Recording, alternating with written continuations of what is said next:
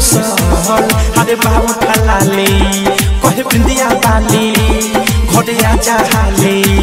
तोहरा से रुसल अरे बाबू ठलाले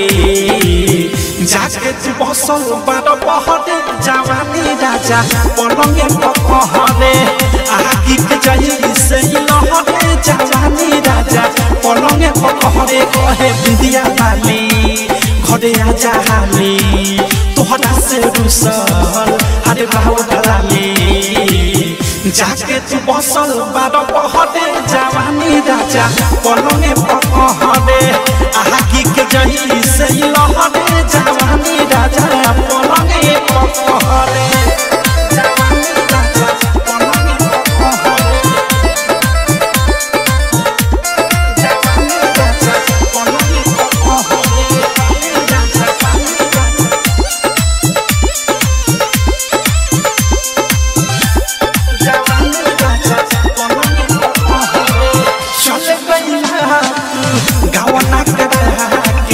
बिरहिन जैसे रूप धरा के कहर पकड़ा जा धन कमा के देख न दासा मेहरी के आगे घूमता न जाके शहर शहर जवानी राजा पलंगे पकहरे आगी के जैसे लहरे जवानी राजा पलंगे पकहरे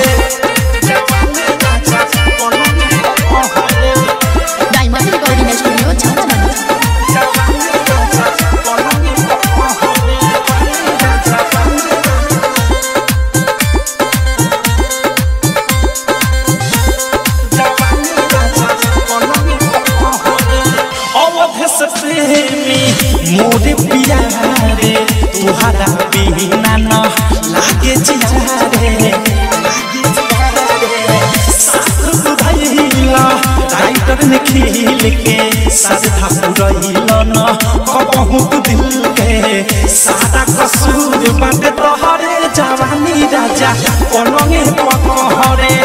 आगे के जाई से लहरे जवानी राजा पलंगे पकहरे बिंदिया बाली घरे आजा हाले तोहरा से रुसल अरे बाबू ठलाले कहे बिंदिया बाली घरे आजा हाले तोहरा से रुसल अरे बाबू ठलाले जाके तू बसल बारो बहरे जवानी राजा पलंगे पकहरे आगी के जाई से